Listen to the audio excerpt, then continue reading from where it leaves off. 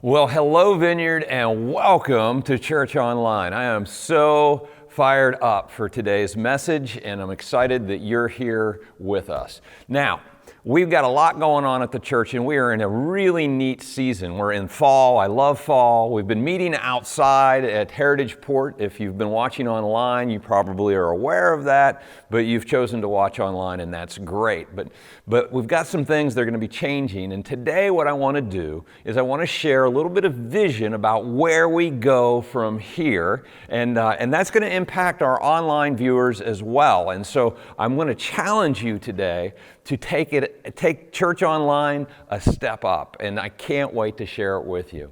You know, we're running out of weather. It's going to get cold soon, and middle of October or so is about the last time that we're going to be able to depend on really good weather.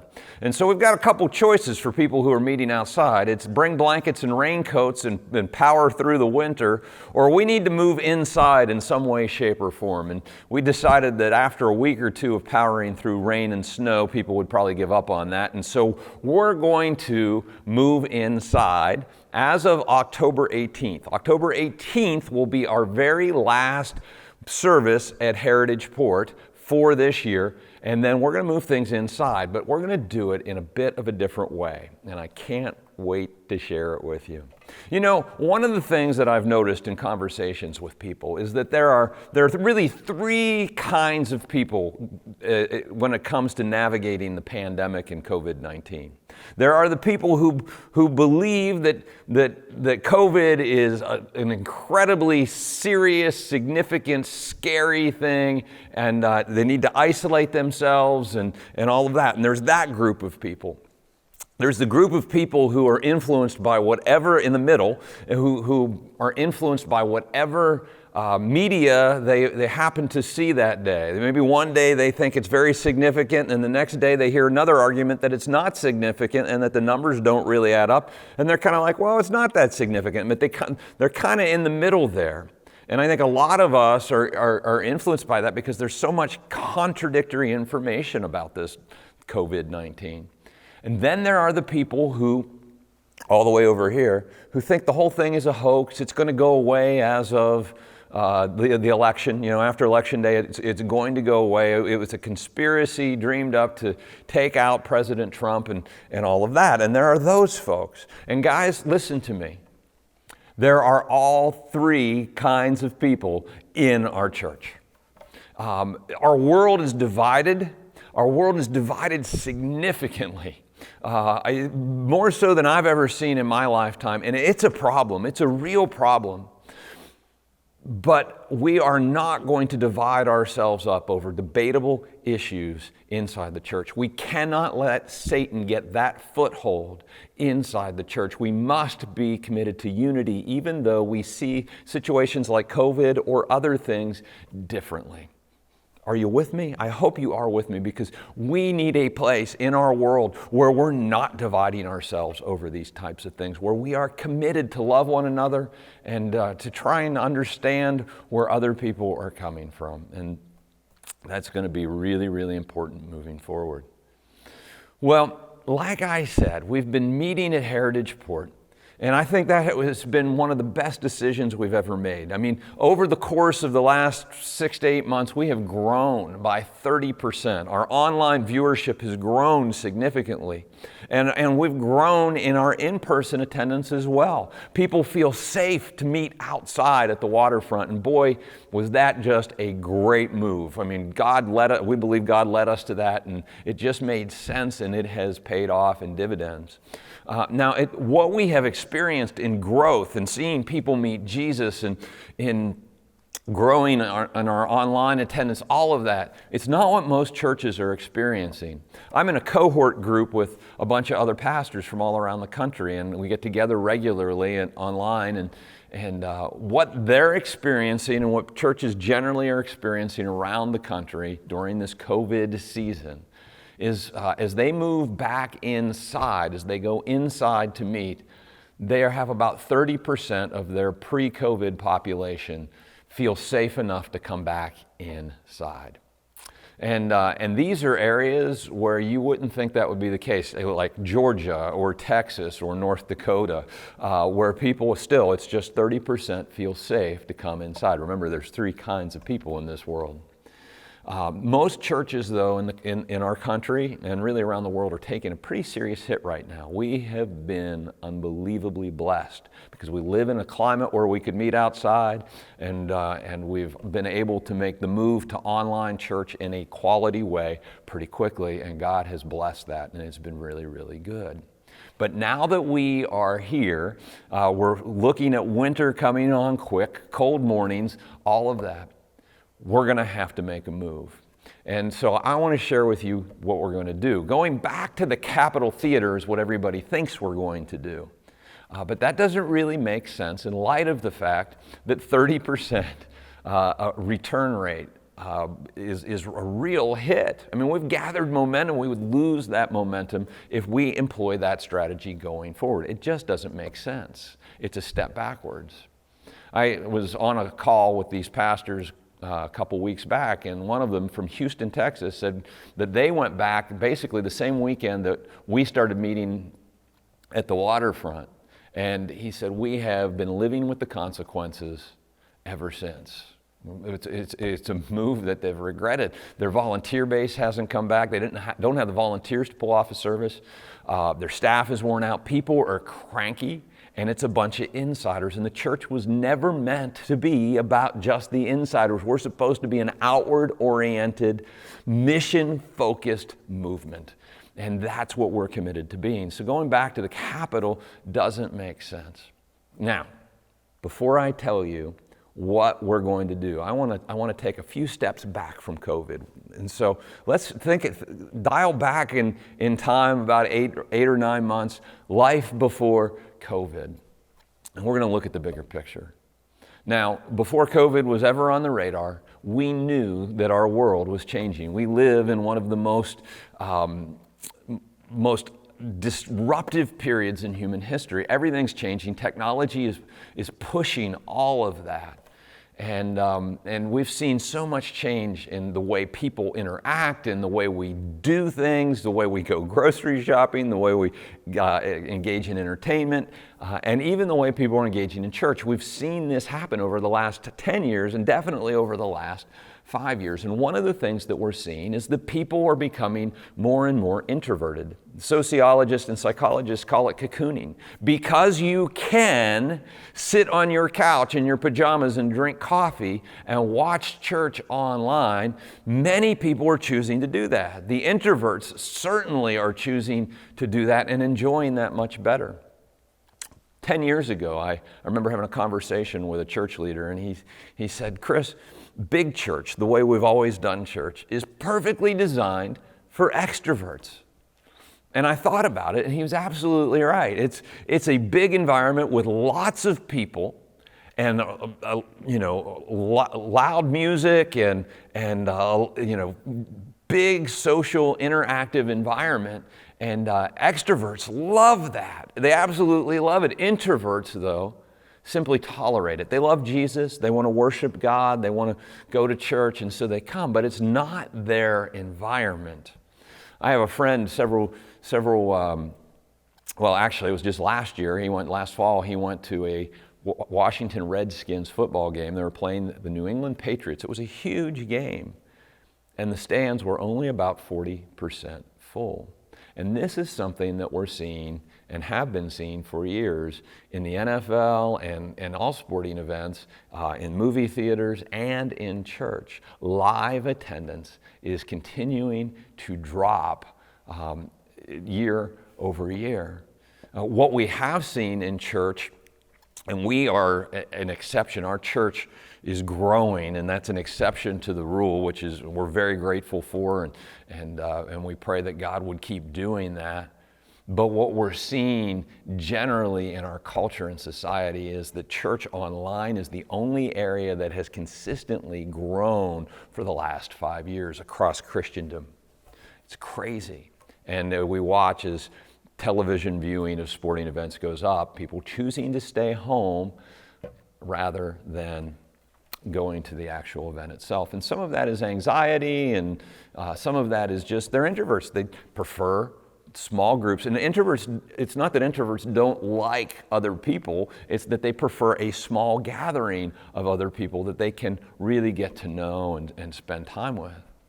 Now, there is a problem with this, and this is going to be shocking for you because you're watching church online, and if you haven't been coming in person and been watching online consistently, this might be a shocking statement, but here's my statement.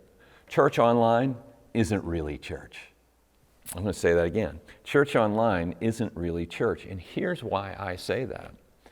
You know, the word church in the Bible comes from the Greek word, which it was originally written in, the Greek word ekklesia. And ekklesia means literally the gathering. Now, somewhere over time, we've associated church with the building. Part of the reason, just one reason that I was excited about moving to the Capitol is I never want us to become a church that's focused on the building. We will do whatever it takes short of sin to continue to reach people who are outside the church, and it's never about the building.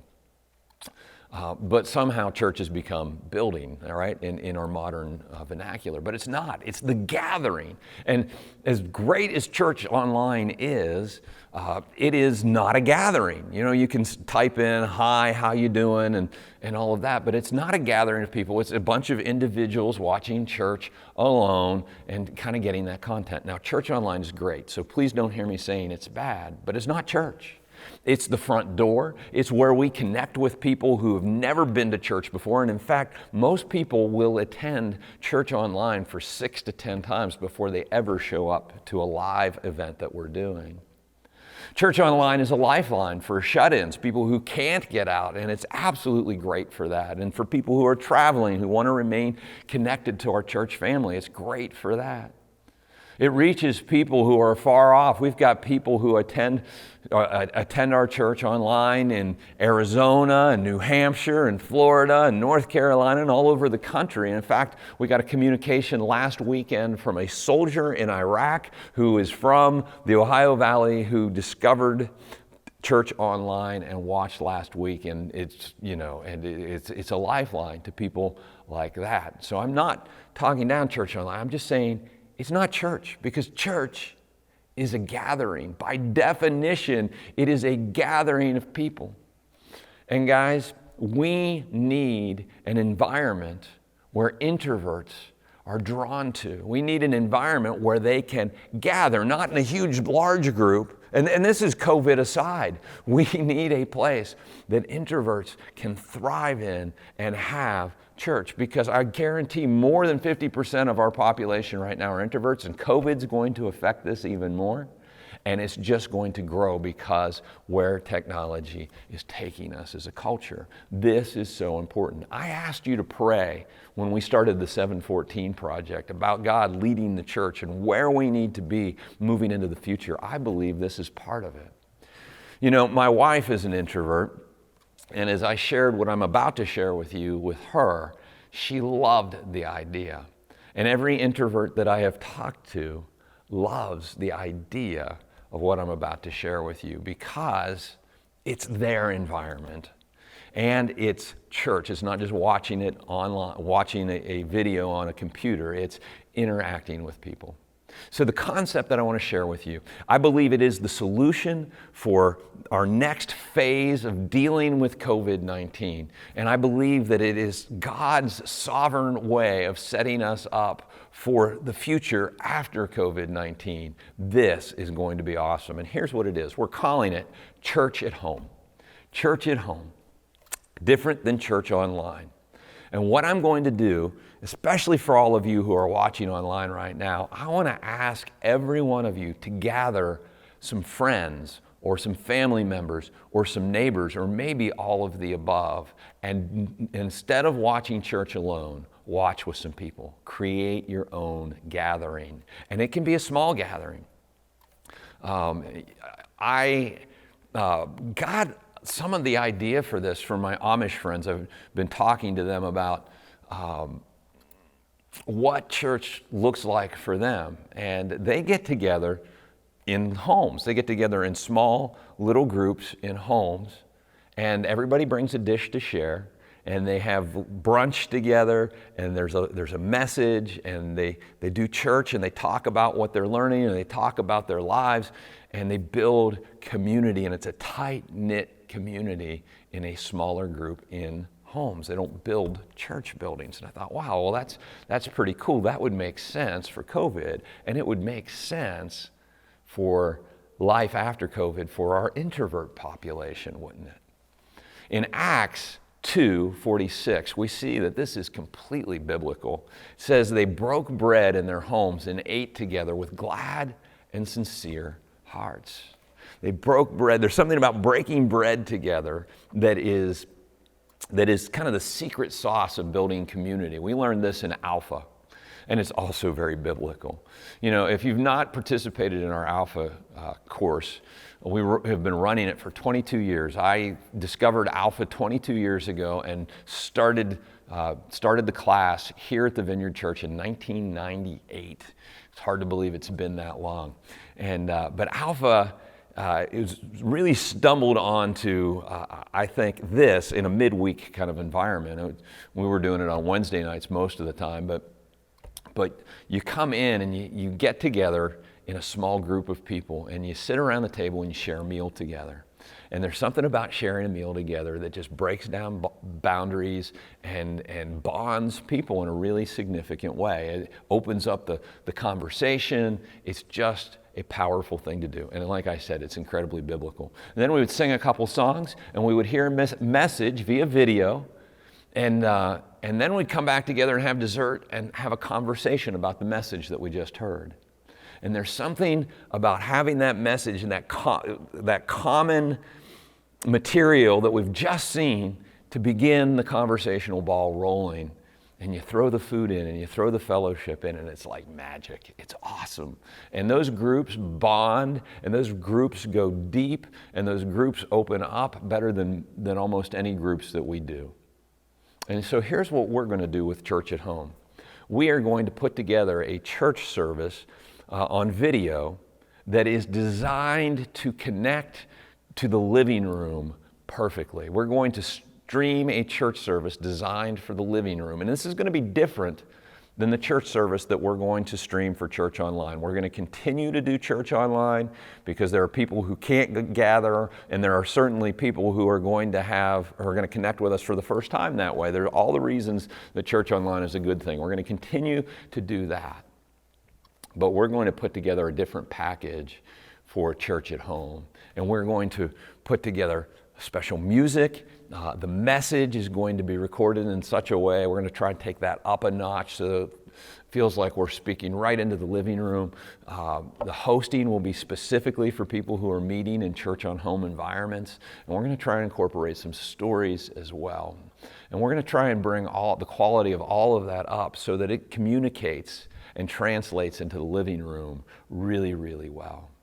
But my challenge to you, our Church Online viewers, is get ready to make a shift. Don't do church alone anymore if you can help it. Now, if you can't help it, you can't help it. But if you can, start a group in your home.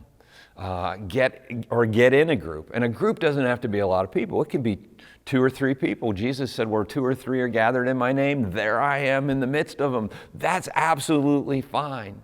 But gather with some people. Don't do it alone. Now, it can be 15 or 20 people if you're comfortable with that. And gather people you're comfortable with. We're in the middle of a pandemic. I'm not going to ask you to invite a bunch of strangers into your house that you're not comfortable with, or open your house so that anybody can sign up to come in. That's not what we're doing. I want you to go find people that you're already comfortable with. Maybe it's your family members. Maybe your kids are already playing with the neighbor kids and you're hanging out with the neighbors during COVID. That's fine. Invite them over for brunch, Sunday brunch, and we're going to do church together. Or maybe you have some close friends that you want to do life with. That's perfect. But don't do church alone if you can help it. Now, we are going to do a large gathering once a week, and this is an incentive for you to be a Church at Home host. And on Thursday night, at our building on Warden Run Road. If you live local, you can come, and we're going to gather as a group of church at home hosts, and you're going to get to experience the service before everybody else. And we're going to record the worship, and we're going to record the message, and we're going to be able to coach you on how to have a successful church at home experience on an ongoing basis. And that'll be Thursday night. Now, if you live at a distance, we're going to have an online option for you to participate in that Thursday night thing as well. But that's an incentive for you to host a church at home group, and we hope that you will. My hope and dream is that we would have 100+ church at home sites. Now, for the rest of this message, I want to answer some of the questions that I've heard as I've been sharing with people. But what about this, or what about that? Well, first question is this: what about kids? Well, kids is a challenge in this environment. But I think we've got a great solution to it. We're going to put together monthly a package of curriculum that you can come and pick up, or you can download online if you're at a distance. And you'll be able to take that home for the kids that are in your group and go through that each Sunday. Now, you have options, right? So maybe you want to take an adult each week and they spend the time with the kids and go through the curriculum with them. That's great. Or maybe you just want to give the kids an iPad and say, here's your video message for this week, and you guys go off to the basement or to another room and watch that, and then go play together. And that's great too. You can do that option. Or if you feel comfortable, you turn the kids outside to play, and the parents take the curriculum and go through the curriculum throughout the week. That's a great option too. Whatever works for your group will be fine as far as that. But we will give you the resources to continue to walk spiritually with your children. And then on Friday nights, 2 Friday nights a week, we're going to do it's almost like a vacation Bible school at the church for 2.5 hours. You'll be able to drop your kids off, and they will get an extended period of social time, and we feel like that's really, really important, and connection time with their leaders, and the curriculum that we will be using on Friday nights will tie in with what they have been learning throughout the week and on Sunday mornings with the curriculum that they get for that. So that's that. And you get to go on a date twice a month. How cool is that with free childcare? That's pretty awesome. And we think that in some ways is almost a better discipleship strategy for kids than, an hour on Sunday mornings every week. So at any rate, that's kind of the direction we're going with that. Now, the next question is this: what about the downtown population? Well, most people who live downtown live somewhere. They have a home. They live in one of the high rises, which the high rises are great. Use the community room in the high rise and invite your neighbors who you're spending time with anyway to come down and participate in church at home in the community room. If some people who live downtown have homes, great. Clean up the house and invite people to come to your house for church at home. And then there's the homeless population, which we're concerned about. And I spoke with John Moses at Youth Services Systems the other day. And he literally tossed me the keys to a room that a church was renting from them and said, it's yours to use. And it has all the seats and the sound equipment and everything we need to do church, a church at home environment for the homeless. And I think we've already got 3 volunteers, and maybe God will lead you to volunteer to help out with that population. But we're going to be doing that in East Wheeling, and that's going to be amazing for the homeless population. Well, the next question is this: what about other ministries? And some ministries aren't going to make sense to do in this time, either because the leaders are in an at-risk population and they're going to step back. But so many of our ministries are continuing. Our prayer and care ministry is continuing, and we're looking at ways to expand that in this season. Our 180 student ministry is going on, and that's happening Wednesday nights. And in fact, if you have a kid between the ages of 6th grade and 12th grade, those aren't really ages, but if you have them in that span, bring them or get them to church on Wednesday nights. We're doing a phenomenal job with the youth, and it's so important that age bracket has some socialization, because these kids are just living online right now. And they're not a huge at-risk group. And so we're trying to practice social distancing with them as much as feasibly possible, but we're gathering them together. And part of that is they take over the entire building. Our college ministry is continuing to meet. Mothers of preschoolers is continuing to meet. And our Adventure Kids, of course, on Friday nights twice a month will be continuing to meet. And so ministry is going on, and in some ways bigger and better than it ever has, even in the midst of COVID-19.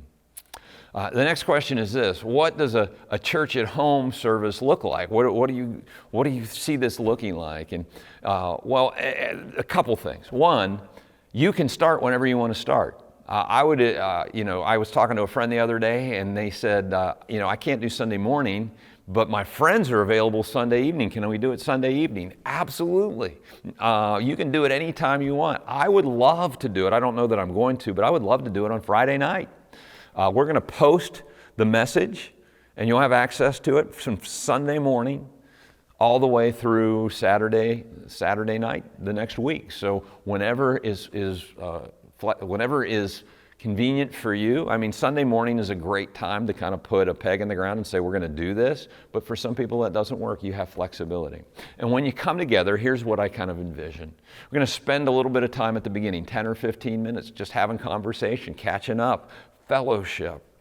And then watch the church service together, sitting around the living room. And after the church service ends, the video feed ends, and we'll set you up for this with the video feed. Share some testimonies. What's God doing in your life? And what do you need prayer for? And take a few minutes and pray for each other. That's something that is harder to do in a large church environment, but this really lends itself to everybody sharing what's going on in their lives. And then, my favorite part, have brunch.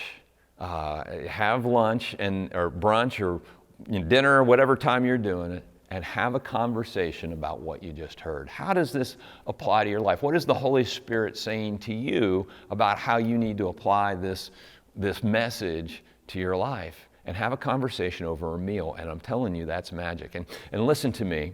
Acts 2:46, they broke bread in their homes and ate together with glad and sincere hearts. That is powerful stuff. So here's the deal. I want, and we'll set up a Facebook group just for recipes. I don't know. I want to know your cheesy potato recipe, your French toast casserole recipe, all your brunch items, because I think it's a very spiritual part of what we will be doing. All right. Next question is, why are we giving in to the government telling us not to meet? That is a question that I've gotten several times, and I want to tell you with all seriousness that we're not. Our government here in Wheeling, West Virginia, and in the state of West Virginia, they're not telling us not to meet. In fact, the governor has said explicitly none of the requirements apply to churches. Churches can do whatever they want, but we're asking you to social distance. We're asking you to cooperate to help slow the spread of this thing. And certainly we want to cooperate with that as much as we can. But that's not why we're making this decision. We're making this decision because going inside and doing big church the way we've always done big church, in the middle of a pandemic when only 30% of the people would come back, is a step backwards. It diminishes our impact. This church at home expands our impact. It enables us to gather the momentum that we've gathered over the last 8 months and double down on that. See, moving inside diminishes our reach. Doing church at home expands it. The only reason we would go back inside and do what we've always done is to make a point.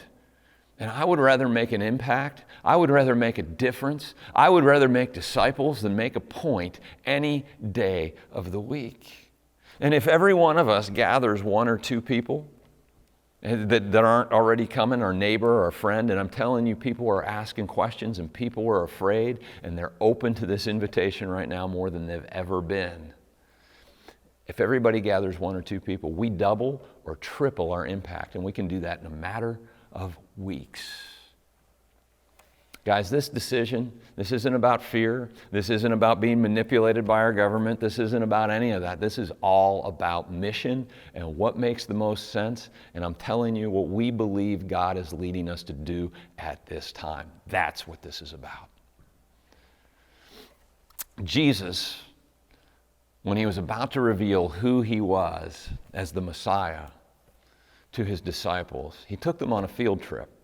And he took them to a region north of Israel. He took them into a completely different region called Caesarea Philippi.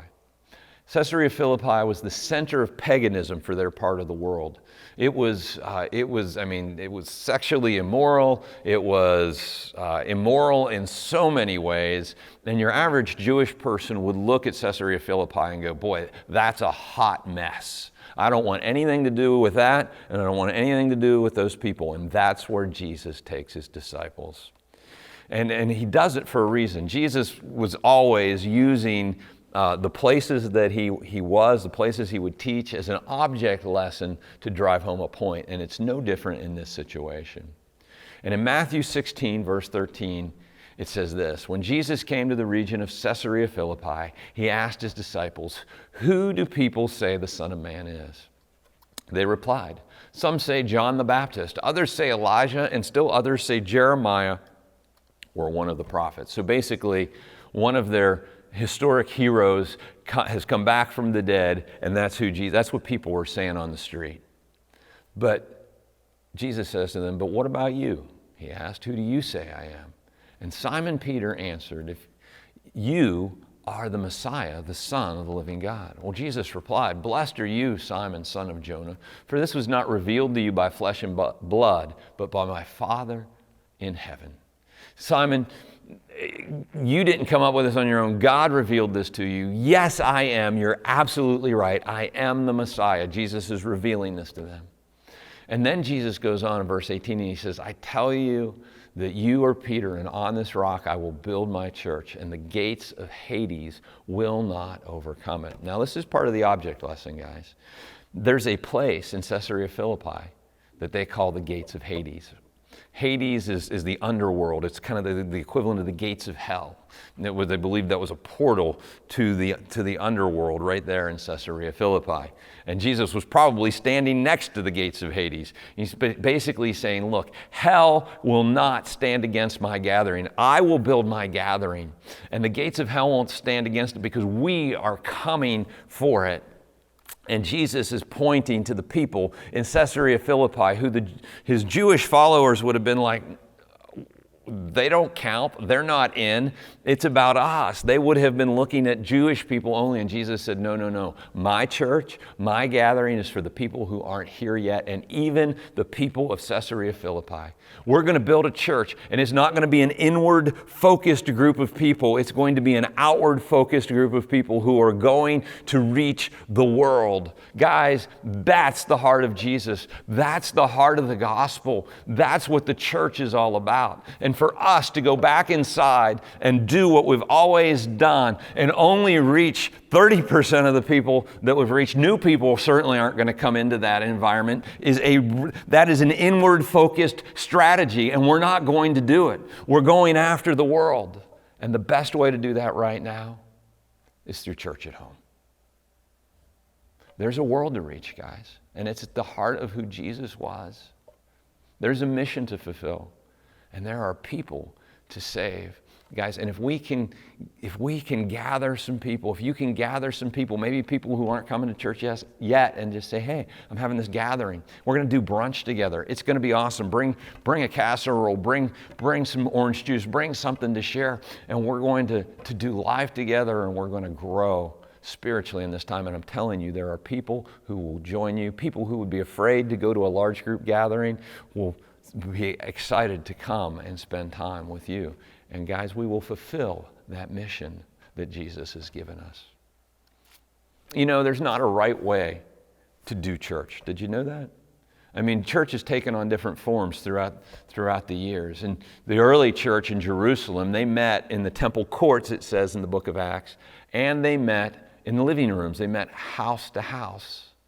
Acts 2:46, again, I'm coming back to that, but the first part of that verse says, every day they continued to meet together in the temple courts, and they broke bread in their homes and ate together with glad and sincere hearts. It was in the temple courts, and it was house to house. And that's what we've always tried to do. We've had big church on Sunday, and we've met house to house in life groups during the week. And that's a great model. But once the church was scattered outside Jerusalem, they just met in living rooms. They were house churches throughout the world for a very long time. There were not big church gatherings. It looked different in that season and in that era of the church. And then in the 400s BC or AD, Constantine declares the church the official state religion of Rome, and they begin to build buildings and section off areas as parishes, and they have churches and monasteries, and it became more about meeting in buildings, and that was what the church looked like in that season of time. But then after the Reformation, the church went underground in large part. There were a lot of house gatherings and those kinds of things. And then as that became more and more normalized, they moved back into buildings. Seems like we're always drawn to buildings.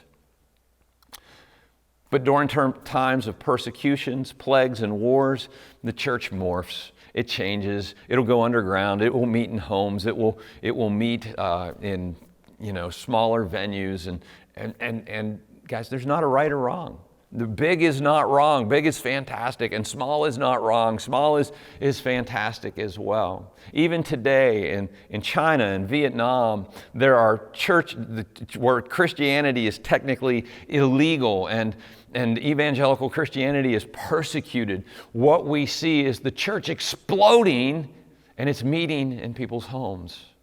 The Houston Chronicle wrote an article a year or two ago. It said officially an atheist nation in a place where the government shutters some Christian churches, China is on course to become the home to more Christians than any other country in the world by 2030. That's right. Christianity is exploding, and it's not in large group gatherings. It's in church at home gatherings. Guys, as we go through COVID, church at home has the potential to blow up. And after COVID, because of the way our culture is going, I think it will be a very viable strategy. I was talking to some friends who are missionaries in Africa, and they were telling me about churches that meet under trees in Africa. And that's perfectly legitimate too. See, the church is not a building, and it's not a style. The church is where and when God's people gather. It's the gathering of God. And sometimes that's large, and sometimes that's small. Well, the next question that I get a lot is, when will we reopen Big Church? And the short answer to that question is, I don't know. We'll reopen it when people will come back. We'll reopen it when people feel safe to come back, when it makes sense to do so. And that may be, depending on who you talk to, that might be after the election, and that could be in 2022. I don't know. I don't have a crystal ball, but we'll see. Probably if it's not open by next June, we'll probably start meeting at the Heritage Port again outside, and that will be an option for the warm weather season, but we just don't know. Next question that I get is, will church at home close? Will we stop doing that after COVID is over? And the answer to that question is, I hope not. The plan is certainly not to, because this is the introvert option for people who want those smaller environments. 10 years ago, we had one venue. It was Big Church, and the introverts tolerated it, and the extroverts loved it. But that was it. About 5 years ago, we added in church online, and church online has been growing ever since, and really mostly with our introvert population. But after this, after COVID's over, we'll have 3 venues, and we'll have options for all kinds of people, and that is a powerful part, I believe, of us moving forward into this new world that is unfolding before us. It's going to be fantastic. And guys, just a word to the extroverts. Can I say something? Because I'm an extrovert. The small group environment is an awesome environment for extroverts. There's not a loss there. You be the life of the party in that small group environment, and it's a blast. And for this season, it's the option that we have. Guys, I'm so excited about this because I believe we have a chance to reach people we've never reached before, to create a safe place for people who don't feel safe coming to Big Church, either because they're afraid of crowds or they're afraid of church or, of all those things. They're not afraid of living rooms, and they love brunch. Who doesn't love brunch food? And for our folks at a distance, the people who are watching far off, I want to challenge you. Do this. Gather some people in New Hampshire, gather some people in Phoenix, gather some people in Florida, gather some people in North Carolina. Go deep with a few folks. And one of the things I love about this is that it puts ministry in the hands of the people. It empowers ordinary people just like you to do extraordinary ministry because we're providing the content and you're creating the community. It's going to be a blast. And it gives us an opportunity to grow our church and expand the kingdom of God in a time when you wouldn't think that would be possible. And you get to build fun, meaningful community. Some of my best memories are in small groups. Some of my best memories of faith are in small groups of friends that I'm doing life together with when you really get to know people. So enjoy this season. Next question that I am getting is, well, then how do I host a group? And the short answer to that question is you sign up. Just text the word HOST, H-O-S-T, to 304-242-0463. That's HOST, text HOST to 304-242-0463. And you'll get a link back. Click on that link and sign up. And then we'll follow up with you, and we're going to provide some trainings. And if you can't get here in person, we'll follow up with training online. We'll get you equipped to be successful at this. And then we're going to do ongoing training on Thursday nights at our gathering when we record the service, ongoing coaching, and you'll get to experience the worship and the message before everybody else does. And then we will begin doing Church at Home on October 25th. So again, our last Church at Heritage Port will be on October 18th, and then we will switch to Church at Home for October 25th. Guys, our message as a church has been the same message for 2,000 years. Our message is the gospel of Jesus Christ. Our message is the Word of God, and that must never, ever change. But our methods have to constantly change because we have a commission from Jesus himself to reach people and help them find him and teach them how to follow them. That's what we're all about, and that's what this decision is all about. And I'm so excited because I think this is a critical piece of where we're going, well beyond COVID, and a super strategic place or move for where we are during COVID, because the church is about reaching out. It's not about turning in, and we're not going to do that in this time. And I want to invite you guys, especially our Church Online community, to pray about, think about, ask Jesus whether he would have you host a group or somehow put a group together, and then sign up and do it. Let me pray. Jesus, thank you that you have plans for your church, God, that your church will continue to grow and expand because you said it would in your word, Lord, and that you have plans for this church and called the Vineyard Church in Wheeling, West Virginia. And I pray that you would grow and expand us well beyond the Ohio Valley, God, and that you would gather people together and that you would cause them to grow and become fully devoted followers of you, here in the Ohio Valley, across the state of West Virginia, and really across our nation. And I pray that you would call and enlist each person, Lord, that you are calling to host one of these groups and to make a difference in their neighborhood, in their family, in their community. In Jesus' name, amen.